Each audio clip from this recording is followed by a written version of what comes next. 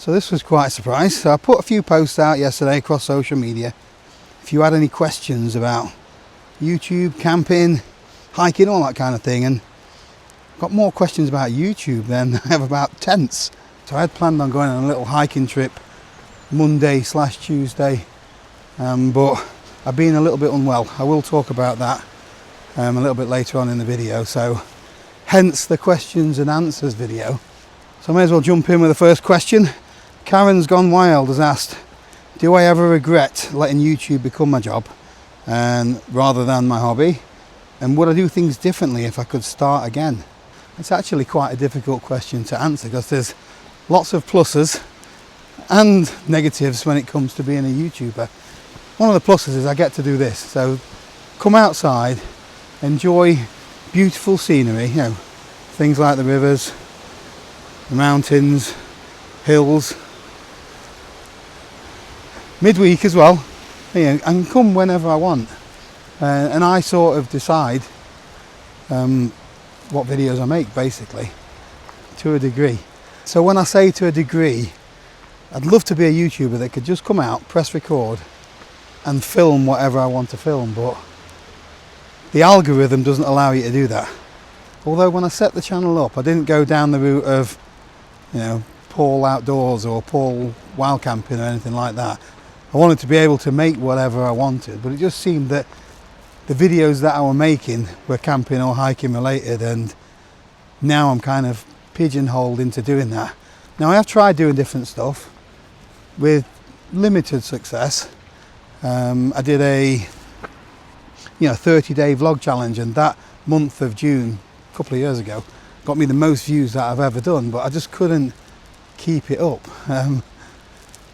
And now, you know, views are just more difficult to come by with YouTube. So it's one of those things, I have to kind of stick to my niche. Otherwise, I haven't got the freedom to do this whenever I want. I would have to go back to doing a day job. And if I have to, I have to, but I'd rather not. I can honestly say that YouTube has been great for me. Best job I've ever had.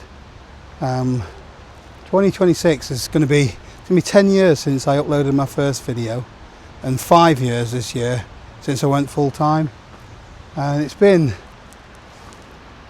brilliant. I've got to go to so many places, I've got to meet so many wonderful people, I've got to have so much fun playing with new gear and just doing what I love. So it don't feel like work, to be honest with you. I think if I had to start again now though, it'd be very, very difficult. There's more and more people doing YouTube, and it is very difficult to stand out. So I do feel blessed and really lucky to be in the position that I'm in. So speaking of the day job, my old mate Kev has asked, what was the favourite thing about the office that we shared? His was the coffee machine was right next door. Favourite thing for me, mate, is that I never have to go in it again.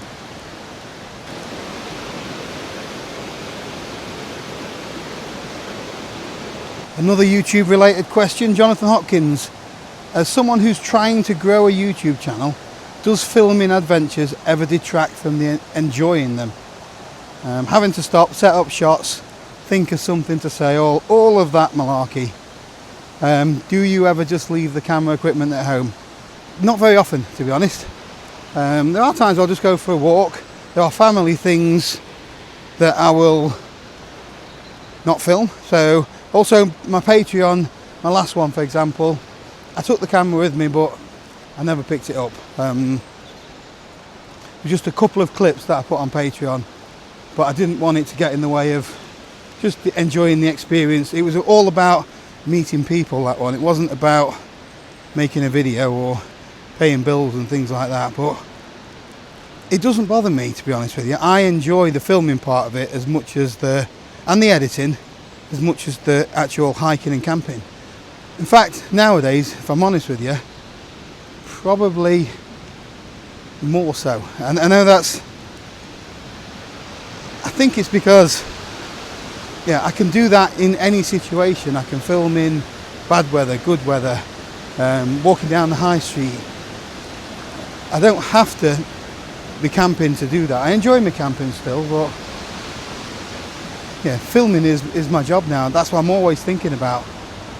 Although when you come to places like this, you do have to stop and just admire it, don't you?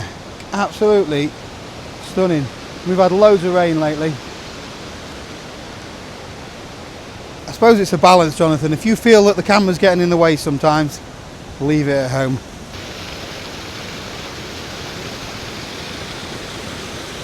So Steve Jones has asked, as you're confined to the barracks, would you consider a how-to series videos for Muppets like me to plan a walk for YouTube?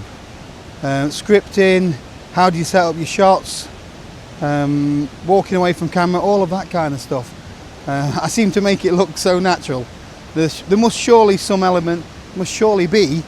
element of planning. Obviously from that little mishap with my words, you can see that it's not, I don't script anything. I often go out with a notepad with just a few bullet points of things that I want to say, and then I'll kind of get a paragraph in my head, and you can break that up into 3 different shots. So let me give you a bit of an example. I usually find a bit of a nice shot, something like that. I might line that up there like that. So my camera's on a little tripod.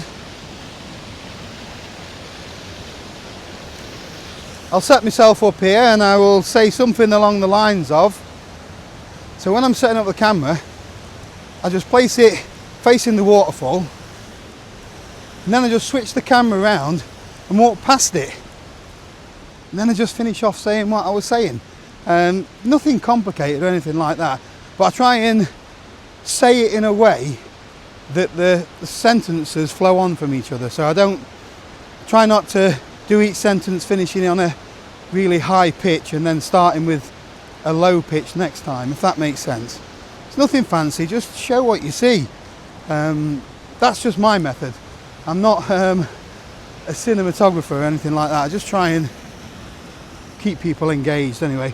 I find the real star of the videos is usually these places that I walk to. So Colin Marsh has asked, does the pressure of doing a YouTube channel force you into going out when you don't fancy it? Sometimes he takes months out of it, if not years, because of commitments, but he always goes back to the mountains. So to be honest, today is a prime example of that. I could do with taking a week or 2 off just to get myself pulled together. But I've got a commitment for a video that needs to be out in the next few days. So if you don't get, when you're a full-time YouTuber, you don't get sick pay. Most of your revenue comes from sponsorships, really. The AdSense doesn't pay a huge amount these days, and so you sign up with your sponsors. I've got a 12-month sponsorship with Squarespace, and one is due in the next few days, so needs must, and I need to get out and film something. The video that I'd planned and I'd penciled in for them, I wasn't able to get out to because I wasn't very well. So yeah, there are times where I need to get out just to pay the bills, really, and I suppose it's a good reason to force myself to get out. Otherwise, you know, it's easy to become a couch potato, isn't it? And I don't want to become a couch potato, although when I tell you about my health things, you might think I already am. So this is where the stepping stones are. I think I may pass today. Usually you can go straight across there. So much water. So while I try and find a different route out, I will quickly tell you about today's sponsor, Squarespace. So Squarespace is a website that makes it really easy to build a website of your own. You simply choose one of their ready-made templates, or put a couple of prompts into their AI blueprint, I think it's called. Upload some photos of your own, add some text, and within a couple of hours you can build a website. So I use my website for promoting my YouTube channel, sharing my online raffles, and I've currently just put my new gear list on there as well for you to look at. Whereas Jo uses her website for selling her artwork and paintings. It's got a fully working e-commerce system, takes all of your payments and things like that. She says it's really easy to do. There's loads of other different features, from online galleries, video courses, subscription services, you name it, Squarespace has got you covered. So if you fancy having a go at building a website of your own, if you click the link in the description below or head over to squarespace.com/Paul Messner, you'll get a nice little discount. So Wild Camping Adam has asked, what would you tell someone who's in their early days of YouTube in the camping outdoors niche who wants to make a living out of it? This could involve how to approach brands or just in general approach to content creation. Oh dear, that is a tough one, to be honest with you, because I think I got lucky. I know you've got to put yourself out there and you've got to try and make the best videos that you can and create a relationship with people that are watching your videos. But the difference for me was I never set out to be a YouTuber. Not full time anyway. You know, I made the videos because I love making videos, and that is what I recommend people do, is make videos because you love doing it. As daft as it seems, only 1% of people ever make 100,000 subscribers on YouTube. So I'm so lucky to have whatever I've got, 200, is it 200 yet? I don't know. Yes, over 200,000 subscribers. But pretty much all of the earnings and stuff that I've made have come from just making videos, if you know what I mean. I didn't approach Squarespace for sponsorship or anything like that. They approached me because once you get, it doesn't have to be a massive size either to get sponsorship deals. You know, there are channels now that you're looking at that have got maybe less than 1,000 subscribers that are getting sent free equipment, free tents and things like that, and that is where you start. And you could possibly say to the brand, yes, I will show you your tent, but if you want to use any of the, you know, the video footage or anything, you need to pay me 50 quid or whatever it is, you know what I mean?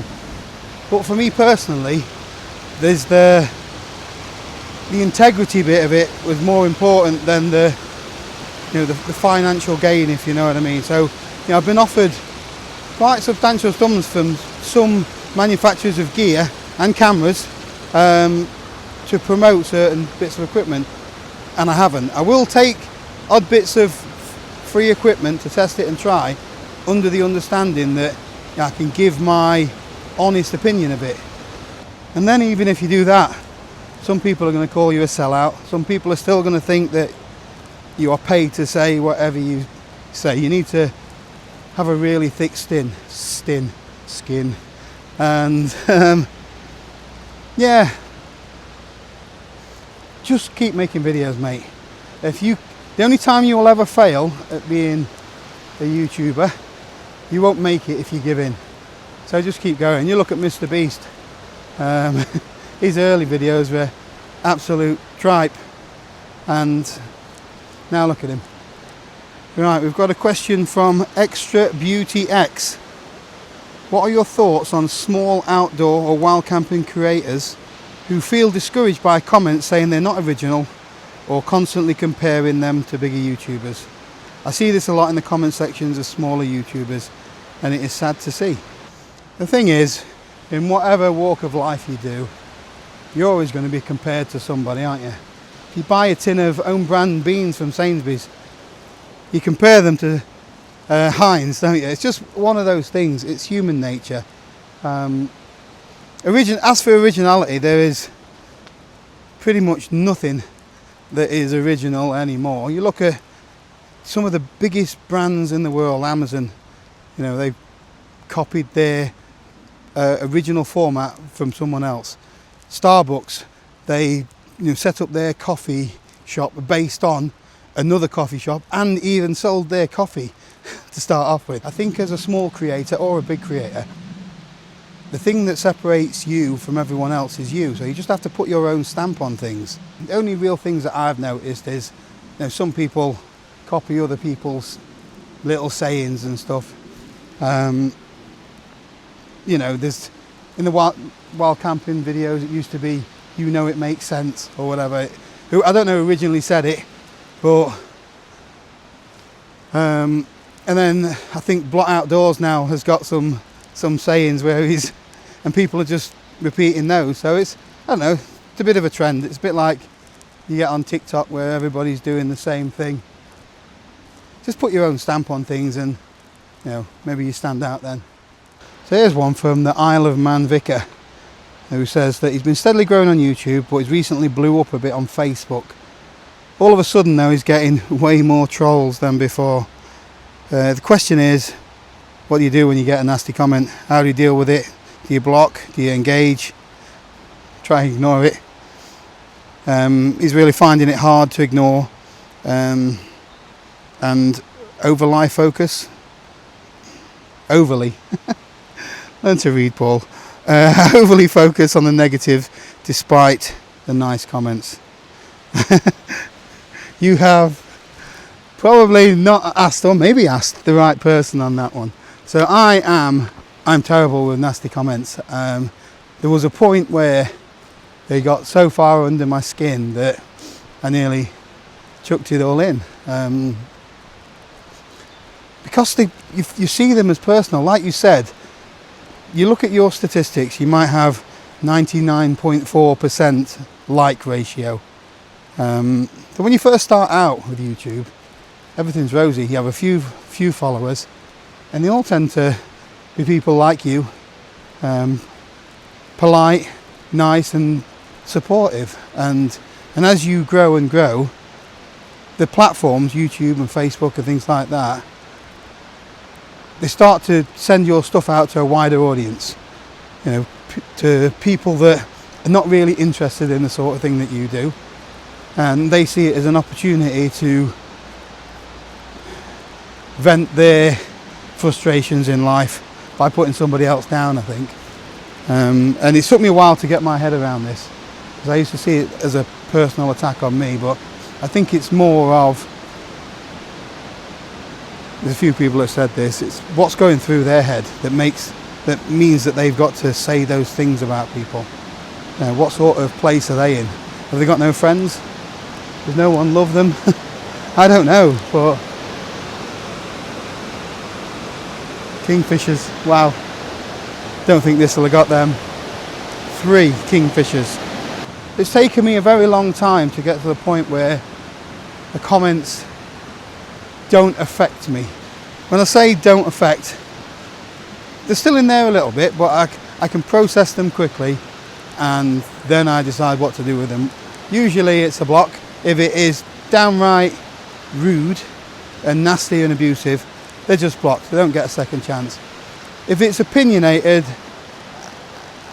and it's a harsh opinion and I don't like it, but it's fair game, fair criticism, I suppose, I sometimes respond and give my side of it, and often then I get a counter response and we tend to meet in the middle.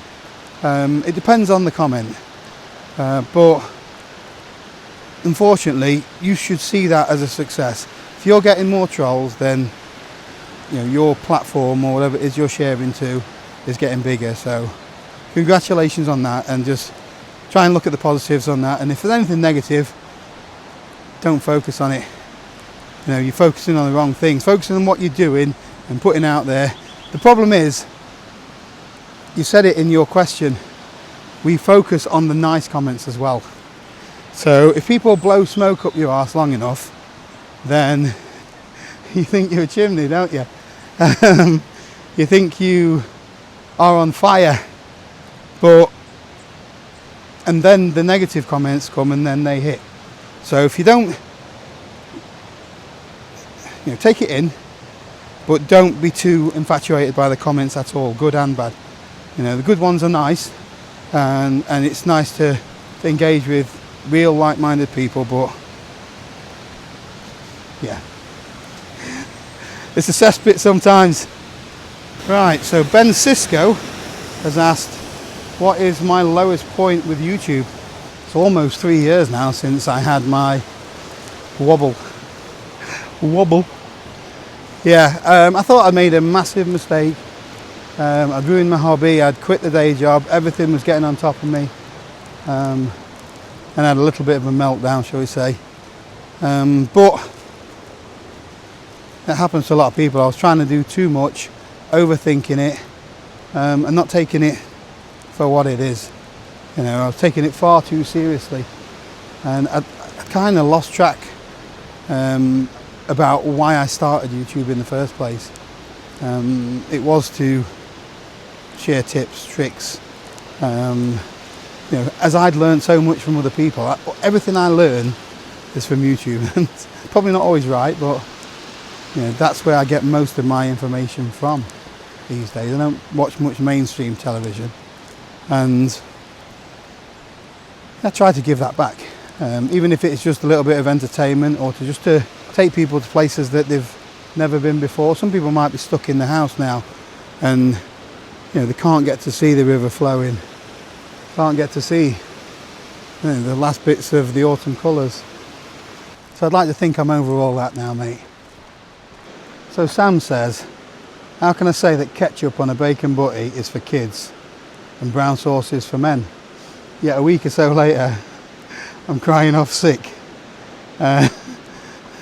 Stop ruining good bacon and get back to work, he says. So I suppose I'd better tell you why I cried off my camping trip earlier this week. Monday I was supposed to be heading up and doing nothing too strenuous, but the Edale skyline. It's about 21 miles, something like that, and camping halfway round.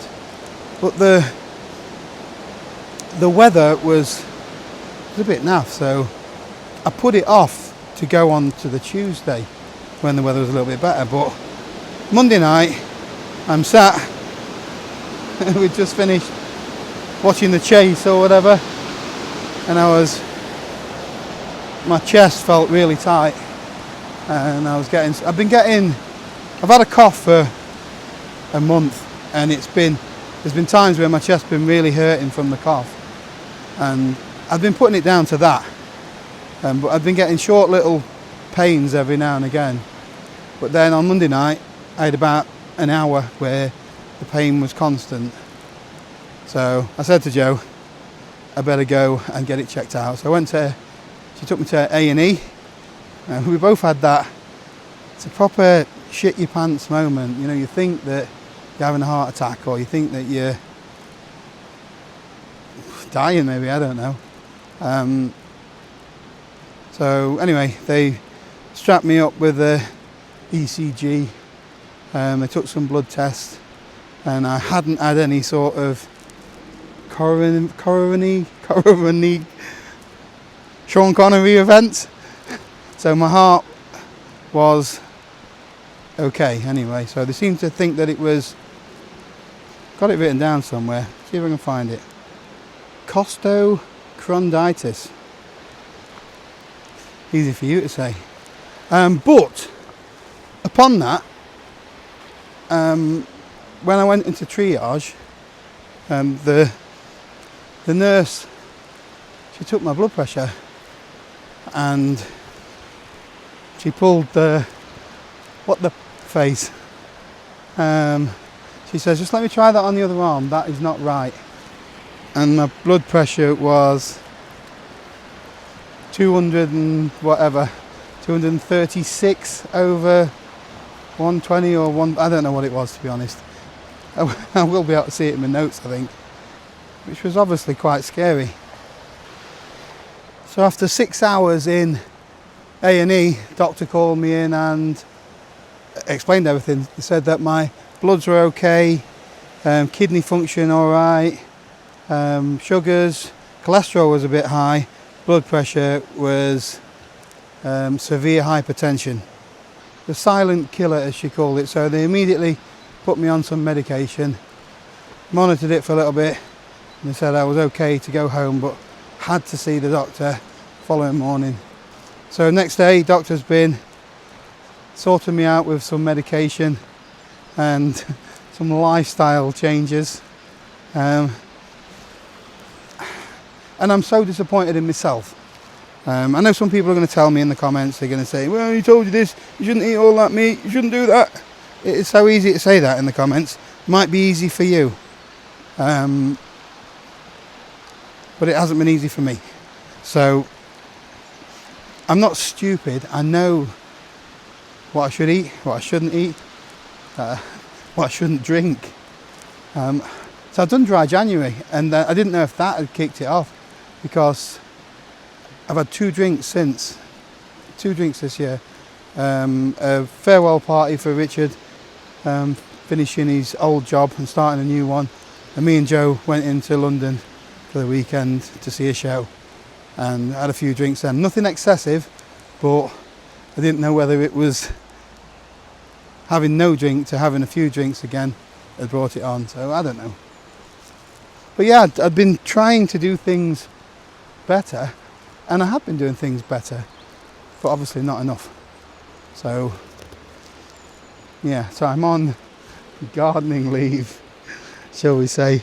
Basically, I told the doctor what I did, and she said to me, she says, basically your heart is like this big pumping muscle, and as your blood pressure gets worse, gets a bit stronger and bigger, and your heart's not so bad, if you know what I mean, but it's all the little blood vessels that are in your kidneys, in the back of your eyes, in your brain.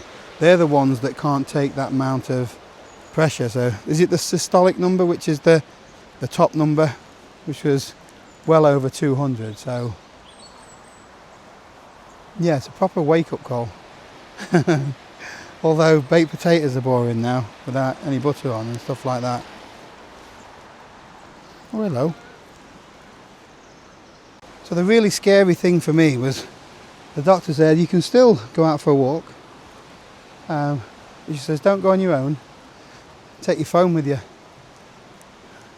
You know, because if you're one of those little tiny blood vessels just can't take it anymore, you can be in trouble. So I must add, before I come out, I took my tablet this morning. I have taken my blood pressure as well. And yeah, things are in a much better place at the minute. So we'll have to see what the doctor says in a couple of weeks, but in the meantime I will be taking it a little bit easier. Let's cheer things up a little bit with a couple of camping questions. Right, so Stephen Tandy has asked, ever want to take a follower camping with you? He met us in Edale with the missus in the beer garden. Maybe not beer next time, mate, for me. Really approachable, thank you. Yes, so I've been camping with followers, which I now call friends, but they weren't strangers, if you know what I mean. You know, I met them first on like Patreon meetups, where there's a group of us together, and we go out for a hike, a meal, pitch our tents on a campsite, and we all have a great laugh. And then maybe the odd hike afterwards, and then I get to know them a little bit before I go, you know, on a camp with them. Yeah, I'm not saying babysitting, but you know what I mean. If you go camping, you're accountable for your actions, and I don't want to be responsible for somebody else, if you know what I mean. So I need to get to know what they're about first. Bertie Dwyer asks, how many times in the UK have you thought I should have brought a 4-season tent? Or I'm glad I brought a 4-season tent. So I tend to usually bring the right tent for the situation. When I first started out, I had my Vango Zenith 200, and I snapped poles twice in that, because it wasn't really up to the job, but it's all I had, it's all I could afford. So it's one of those that once you get better gear, you know that to take that next time. Tony Llewellyn, for the worst of the weather in the UK, would a Nortent Vern 1 be just as good as a Hilleberg Soulo? Not for the worst, mate, no. For most conditions in the UK, then a Vern 1 will be fine. But if you're going out in 60, 70 mile an hour winds, then I know which tent I'd rather be in, and it'd be the Soulo. If you've got a Vern 1, it'll look after you, but just choose the times to go out. It's not very often you get caught out in 60 mile an hour winds, unless you're going out in 40 mile an hour predicted winds, you know what I mean? So choose conditions that are not going to be quite so bad. Now I filmed a video just before for a raffle. The Vardé one is going to make way for another Soulo. Said I never would, but I'm getting another Soulo. But there's a full kit up for grabs. I'll put a link to the description if you want to have a go in that. So Zippy at large is keen to get out wild camping for the first time in 33 years. And his wife is keen too. That's awesome, that is, mate. If you can get the missus out, even better. Do you have any suggestions for a good 2+ backpacking tent we could get for the summer that's solid, but room for 2 packs and 2 bodies? I think when it comes to summer, you're going to be spoilt for choice, mate. But it just depends on your budget. Something like the Durston X-Mid 2-person, you're going to get 2 vestibules and a decent amount of space inside. You both get good headroom as well. Although to get the best of the headroom, you've got to be top and tail in. Something like maybe a Lanchan 2 even. They've got 2 vestibules as well, 2 entrances, and you just keep your backpack inside the vestibule area. If you want your bags inside with you, you're probably going to need a 3-person tent. But if it's just for summer use, you're going to be spoiled for choice, really. Andrew Halliday wants to know who makes the best and worst tent pegs. To be honest with you, tent pegs is one of those things that I can't get really excited about. You know, most of them do a job. The only ones I don't like are those little shepherd hook kind of ones, because I find that your guy lines slip off them a bit. But I find that the longer tent pegs are better than shorter ones. So something that's like a 9-inch, I use Eastern tent pegs for pretty much all of my camps, but they're way too expensive. They're overpriced, but they've never let me down. You can probably get cheaper versions on AliExpress, but I find that the longer the peg, you know, the stronger the hold is into the ground. MSR do something called a groundhog, which is really good as well. To be honest, most of the time the pegs that come with your tent do the job. So Laurie Page has asked, will I be doing any longer distance multi-day hikes this year? Perhaps Hadrian's Wall walk. So I don't have anything set in stone in the diary, but I do plan on doing some multi-day hikes, health permitting. But Hadrian's Walk was something that I have talked about, something along the lines of up to 100 miles. I don't want to be doing anything like the Pennine Way. It's just too far for me. Something over 5 days maybe, and Hadrian's Wall certainly ticks that box. The Cleveland Way maybe, the Ridge Way. I'd even do the West Highland Way again. I love that. I've possibly got the chance to do the Great Glen Way with my friend Andrew, who I did the West Highland Way with. I'm not quite sure what his plans are with that yet, so I'll have to catch up with him and see. Sally Ann Rodborn, thank you very much. You know what for. Your question is, you'd also love to wild camp along Hadrian's Wall, but you've got a disability, so you're only able to do 2 to 3 miles a day. Would that be feasible or safe?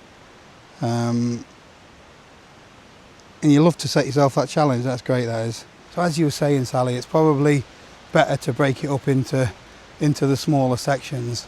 I don't know, so if you can only do 2 or 3 miles per day, I don't know how far the distances are between, you know, the recommended stops. If you're to stay in maybe a bed and breakfast one night, it may be another 10 or 12 miles before you get to your next bed and breakfast. So that could be difficult unless you're prepared to wild camp 3 or 4 nights along the way. And then you're just going to have to be selective about where you pitch, I suppose. It'll be difficult, but I'm not saying you can't do it. If you're determined enough, you'll be able to do that, I'm sure. We'll look into it and try and find out a little bit more for you. Last one of the day is from Daniel Pidge. What advice do you give to new campers that you've never followed yourself? He's given a few examples, such as, you know, I've taken a tent without pitching it in the garden first? And yes, I have. I wouldn't recommend that you do that. But there's lots of things that I have followed myself. So, you know, like when you're first starting to test your gear, test it in the garden, test it on a campsite. These are the things that I say and I've actually done myself. There are occasions still that I forget to take a proper first aid kit. I always recommend you take a first aid kit with you, and I've always got something, but my first aid kit is pretty rubbish for the most part. It might have a bit of Leuco tape and some duct tape and maybe a couple of cotton balls or something like that, which is probably not adequate. There will be things that where I don't practice what I preach, I suppose. But that doesn't mean I haven't got to say the right things, does it? Leave no trace. Now that is one thing that I preach about all the time, and it's so important. And I went up to the Lake District in the snow, and I lost one of my micro spikes. So we hiked into camp, got to camp, and one micro spike had fallen off. And I searched everywhere for it, and I couldn't find it, and the weather came in, so I got in my tent, searched on the way back down, couldn't find it. So I left a micro spike on the mountain, and I was 100% accidental, but I was still ashamed of myself, because you don't want to be that person. But there are people that, the deliberate ones, the fly tippers, the people that just chuck their cans, empty cans on the ground, or yeah, I don't do that. I regularly take other people's rubbish home with me, so I recommend that you do the same. Quite a bit of water travelling down it today. Going to get wet feet a little bit as well. Well, hopefully not too wet.